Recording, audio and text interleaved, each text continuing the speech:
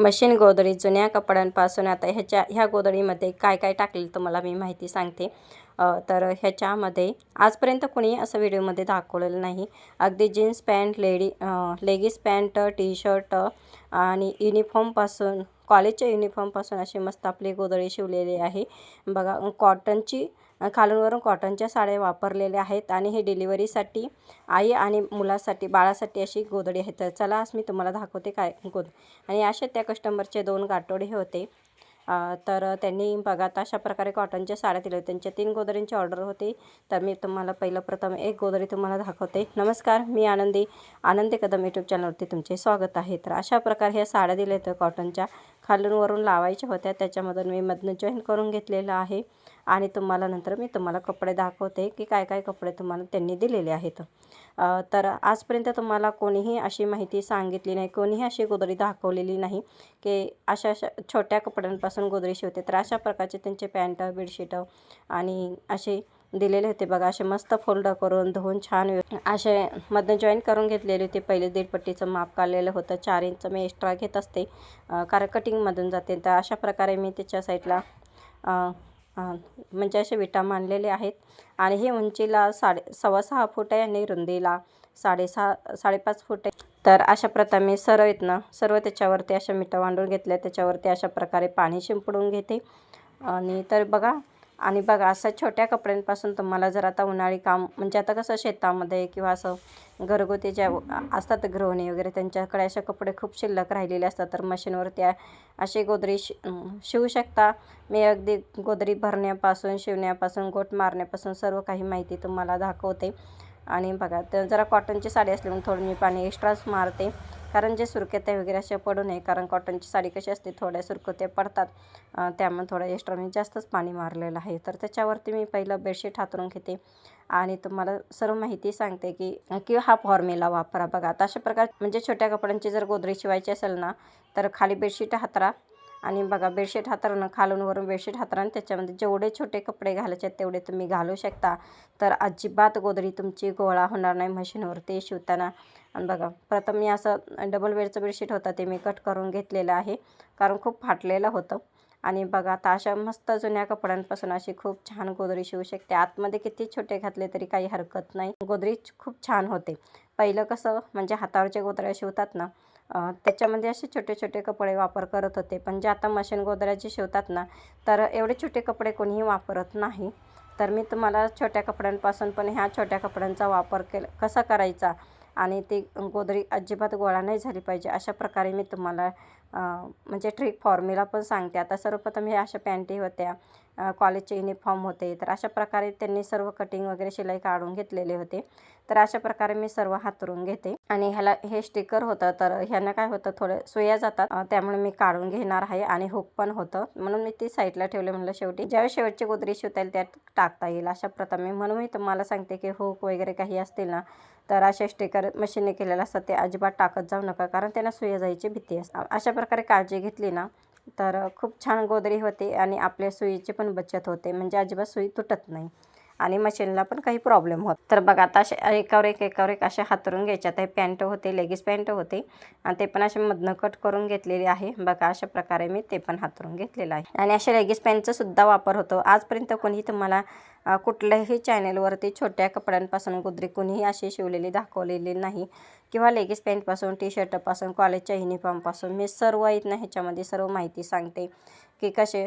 आणि खूप छान होते, असं काही नाही की ती म्हणजे लेगीज पॅन्ट असू द्या, टी शर्ट असू द्या, ह्याने गोधडी गोळा होते का, तर अजिबात गोळा होत नाही आणि छान होती. कॉटनचं म्हणजे अशी उबदार होते गोधडी आणि उन्हाळी, पावसाळी, हिवाळी अशी गोधडी वापरू शकता. आणि ह्या ट्रिक किंवा हा फॉर्म्युला जर वापरला ना, तर तुम्ही अजिबात तुमची गोधडी गोळा होणार नाही. आजकाल आता बहुत लेगीज पॅन्ट आणि टी शर्ट खूप वापरतात, त्यामुळे काय होतं, जास्त करून असे गोधडीमध्ये घालत नाही कारण ते आतमध्ये टाकल्यानंतर गोळा होतात. मी याची सर्व माहिती तुम्हाला सांगते. ज्या ताईंचे असे युनिफॉर्म वगैरे असतात किंवा असे कॉलेजचे ड्रेस असतात, तर मस्त प्रकारे अशी तुम्ही गोधडी शिवू शकता. न कोणाला कारण आजकालचे हे युनिफॉर्म आहे ना, कोणाला देता पण येत नाही, कोणी घालू पण शकत नाही. म्हणून मस्त प्रकारे अशी गोधडी शिवता येते. आणि जास्त करून जुन्या गाऊनपासून होते गोधडी तयार, जुने गाऊन वगैरे अशापासून गोधडी शिवता येते. पण आणि मी छोट्या कपड्यांपासून गोदडी शिवते त्याची सर्व तुम्हाला माहिती दाखवते. किंवा तुम्हाला हा व्यवसाय करायचा असेल किंवा तुम्हाला घरगुती गोदडी शिवायची असेल तर पूर्ण ह्या ट्रिक्स वगैरे फॉलो करू शकता. आणि अशा प्रकारे गोदडी भरली मशीनवरती शिवताना अजिबात काही गोळा होणार नाही. तर आता बघा, त्या साईडला छोटे छोटे, आतल्या साईडला छोटे केले तर बाहेरच्या साईडला मोठे केले, कारण शिवताना तर अजिबात गोळा होणार नाही. जेवढे छोटे छोटे होते ते अशा प्रकारे मी कट केलेले आहेत. बघा, ही ट्रिक्स वापरली, कारण ते छोटे होते त्याच्यावर शिलाई मारताना ते एकदम गट्टा होतो, गोळा होतो आणि त्या ठिकाणी असं निब्बर होतं. म्हणून मी तुम्हाला सांगते, असे छोटे जर असेल ना तर म्हणजे थोडे थोडे भाग असतील ना तर अजिबात असे टाकू नका, ते कट करून घ्या.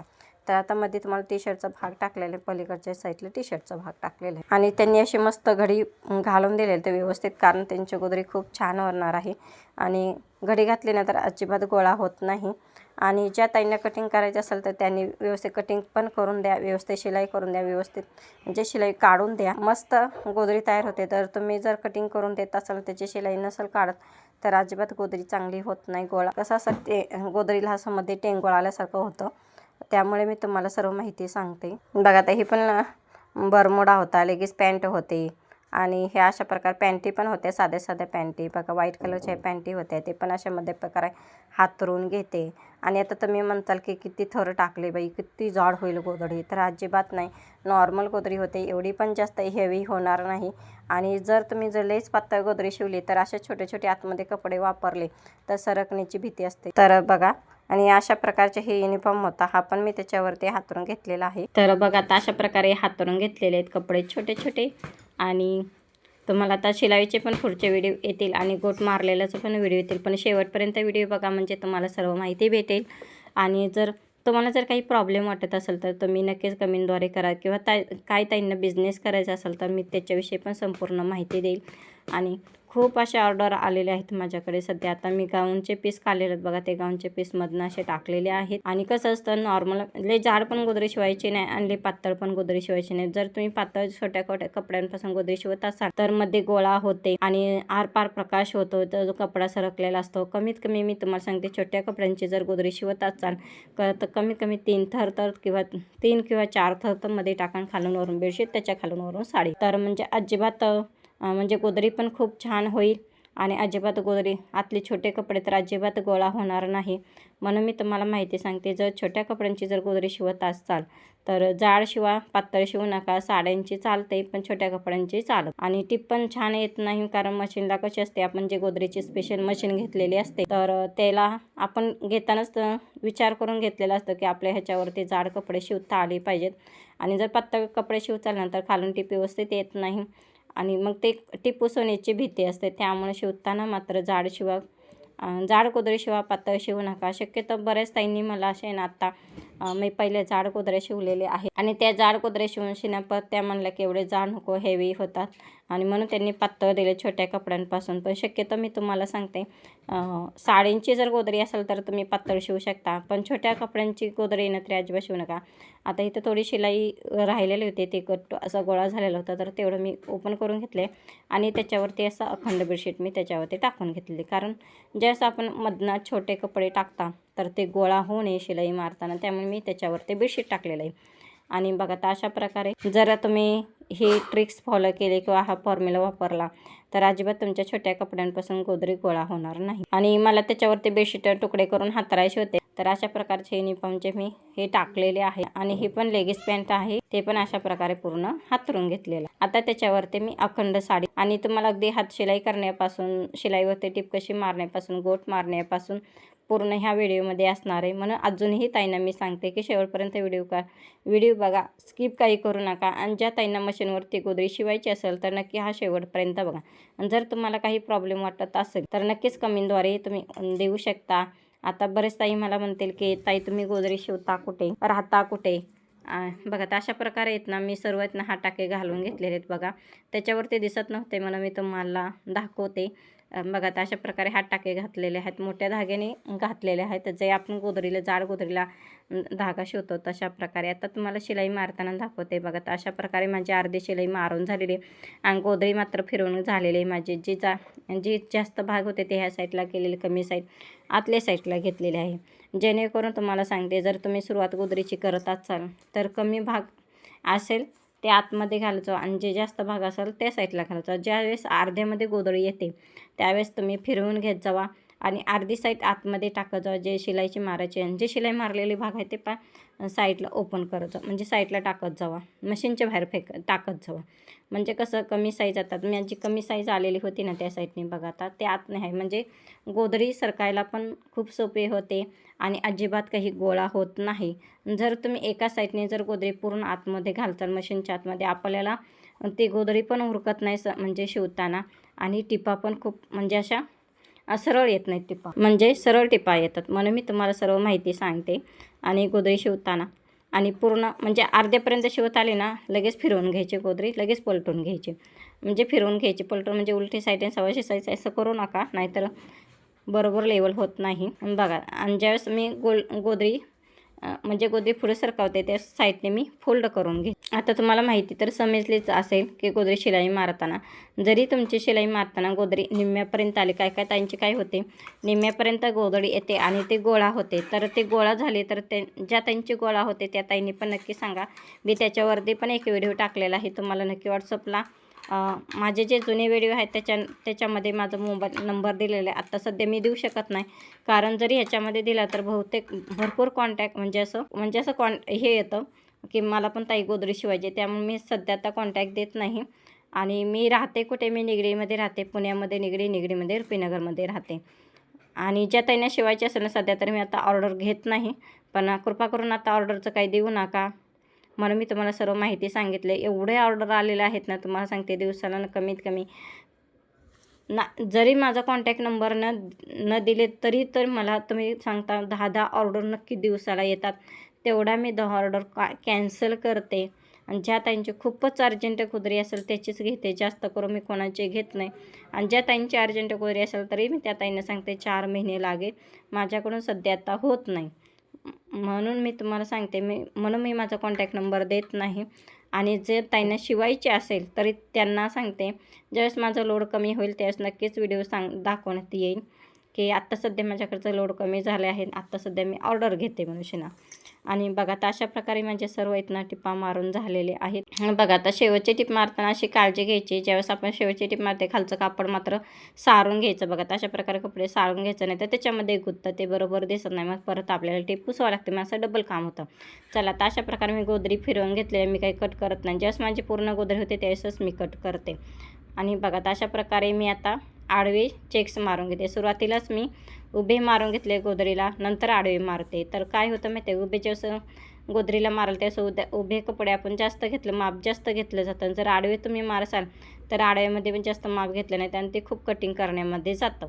तर अशा प्रकारे मी सुरुवातीला उभे मारून घेते, नंतर आडवे मारते. तर अशा प्रकारे एक एक करून असे आडवे मारून घ्यायचे. आता तुम्हाला पुढचा व्हिडिओ गोट मारलेलाच येईल. तर बघा आता मला असं दाखवलं असेल कुठेही आपली गोधडी गोळा झाली का, तर अजिबात गोधडी गोळा झालेली नाही. चला तर आता अशा प्रकारे मी 4 इंचचं कापड घेतलेलं आहे आणि ते साडीमधूनच आहे. त्यांची साडी होती जे प्लेन आहे ना त्यांच्यातूनच मी काढलेले आहे. ते एक ओढणी होती का साडी होती ते माहिती नाही, शक्यतो ओढणीसारखंच वाटत होतं, म्हणून अशा प्रकारचे मी त्यांची ओढणी घेतलेली आहे. आणि त्यांचं 4 इंचचं मी कापड कट करून घेतलेलं आहे.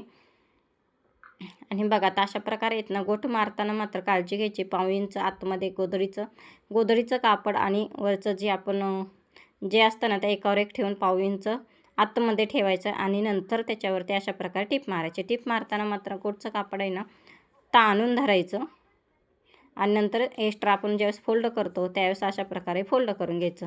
माझं ऑलरेडी पहिलं तिन्ही साईडने गोट मारून झाले, आता शेवटचा गोट म्हणून असं तुम्हाला दाखवते. आता अशा प्रकारे फोल्ड करून घ्यायचं, 1.5 इंच आतमध्ये घालायची आणि बघा अशा प्रकारे पूर्ण टिप मारून घ्यायची.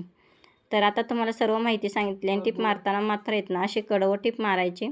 आणि बघा अशी कडवं टिप मारली तर गोधडीला खूप छान येतं. आता तुम्हाला कुठेही गोट मारताना माझं काही गोळा झालेलं नाही. आणि गोट मारताना मात्र कापडाची काळजी घ्यायची. ज्यावेळेस आपलं कापड जी साडी जी लावलेली असते त्याची जी किनार असते त्या किनारीवरतीच गोट मारायचा, जेणेकरून कॉन्ट्रास्ट गोट आहे आणि गोधडीला पण छान लुक येईल.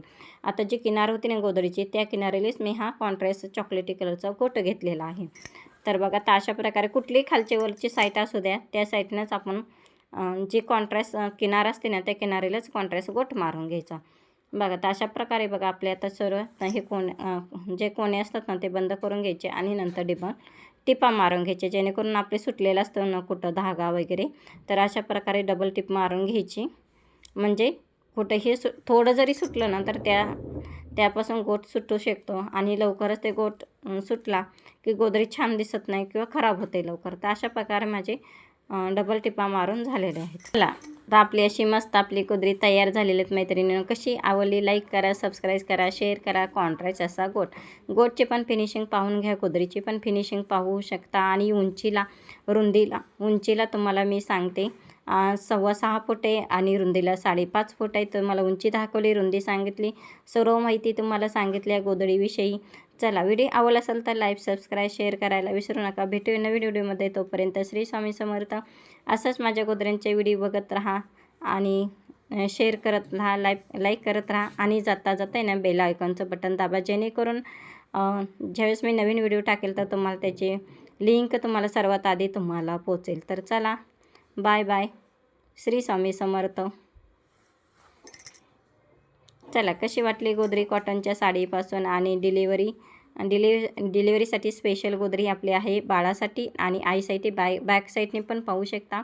तर अशी आपली बॅक साईडने कुठेही गोळा झालेली नाही. तर चला, भेटूया नवीन व्हिडिओमध्ये. तोपर्यंत श्री स्वामी समर्थ. Bye bye.